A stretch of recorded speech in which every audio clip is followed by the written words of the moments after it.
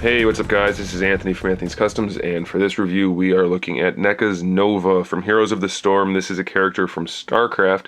Another one I'm not familiar with, but I really thought they looked cool when I saw them at Comic-Con, so I wanted to get them. So here's the next one, and here's what her packaging art looks like. That's the front piece that goes in the front of the blister, or the bubble, and that's the background.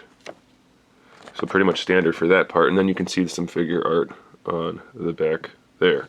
Alright, so let's take a look at this figure. She stands about 6¼ inches tall to the top of her head, which makes her roughly about 16 centimeters.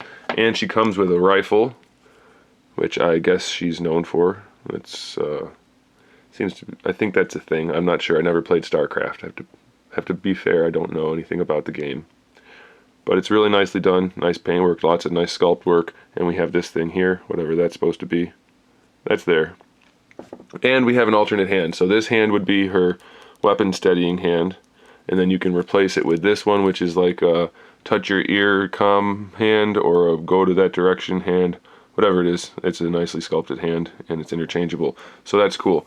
So her hair doesn't come on her in the package. It's a separate piece, but you can put it on, and then you can swivel it around, so that's a good thing. I don't know why companies ever give you like a separate piece like this that's not movable, because it's just a peg.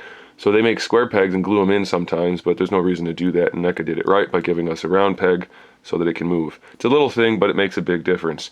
The rest of this figure looks pretty cool. We have this kind of a semi-metallic, kind of like a teal blue for all of the armor parts, and that looks cool. And we have that nice glossy black wash to give it a nice effect, and we have silver paintwork throughout. And then the undersuit has a various grays and kind of like off-whites and blues and blacks going on, so that looks all really cool. And we have this light blue showing up in some of the armor as well. Very nicely painted, looks really cool. I mean, sure, we have some bleeding here and there. That's going to happen on a mass-produced figure. It happens on any kind of figure, really. So I'm okay with that. It's not a big deal. The eyes, not 100% perfect, but definitely good enough. I'm okay with it. Lots of little details in there. And the hair is all kinds of shading in it too, so that's awesome. Sculpt work is all really well done too. I like the way the hair is. It's got kind of a cartoony video game look, but still kind of realistic. And then of course everything on the undersuit and armor is all sculpted, so that's a good thing. Like I said, the hair is articulated. The head is on, it might be a single ball peg, but I think it's a double, but either way you can move it forward, back, side to side, lean it, whatever you want to do, you can do. Shoulder pads are nice and soft, and they just tap into the bicep area, so you can move the arm all the way up without getting in the way there.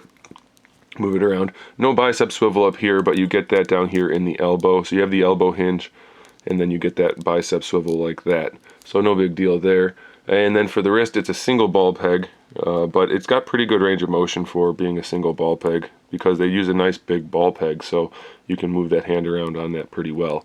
And then the torso, I believe it's a double ball peg. I haven't pulled it apart to look, but it does move. It leans all the way back pretty far forward. I mean, it doesn't have the greatest range of motion, but it's definitely sufficient. You can lean from side to side, and you can rotate on it, so that's pretty good. And this is all actually a soft oversuit type of piece with the harder plastic inside, and that's where the legs connect. Now, the hips do get a little awkward here. It's a T-jointed ball hinge, so they do connect this way. You can bring them all the way forward, and you can see the plastic flexing right there because it's soft. So you can bring the leg all the way forward, and that looks okay, but you can kind of start to see a little bit of the issue here. The way this drops down, you get a little bit of gapping in there, and the butt looks a little strange. It's not a huge deal because you're probably not going to pose her like that. And then it's also obvious when you bring the legs out to the side. I think that could have been avoided if the ball hinge was down a little bit farther, but it's still, I mean, it's not a huge deal. And it's cool the way this hangs around the front to hide the sculpt a little bit. Looks really nice. And if you put her in just like a standard stance, looks fine. It's just if you're going to put her in something really dynamic, you're going to get a little bit of a strange look out of those hips, but that's okay. You still get the articulation, and you get the thigh swivel built in there, so I'm alright with it. And I think the reason they did that was to hide the articulation a little bit. So, it looks better, but then when you pose it, it doesn't look better, and then you can kind of hide it. So it's a give and take situation. You should be able to work your way around it. For the knees, we have a double jointed knee hinge, and the way they did it is pretty good. When you bring the knee down, it does get a little flat in there, but the knee pad kind of hides it. As long as you're not looking directly from the side, it still looks pretty good, and you get good range of motion, so I'm alright with that. And then for the ankle, we have a big ball peg. It might be a single, not sure if it's a double, but it gives you really good range of motion. Ankle rocker going forward and back. You really shouldn't have too much trouble posing her. Holding her gun is a bit of an issue. This hand has a peg hole in it, and this gun has a peg on it. It doesn't feel like it's going to break too easily, but be careful. She can hold the gun once you do peg it in, so that's okay. That's a good thing. The only problem is it's a little tricky to get the gun into an actual shooting pose. If you play around with it a little bit, bring the arms around, you can get the gun across her chest like that. Then you can bring this arm up to hold it, but it's kind of a struggle to get her into a good pose. So what I would suggest is using one of those clear rubber bands, which hopefully most of you guys have, and just putting the rubber band around the gun to get this hand just to stay closer together, because then you have it. It's just that you can't quite bring it around.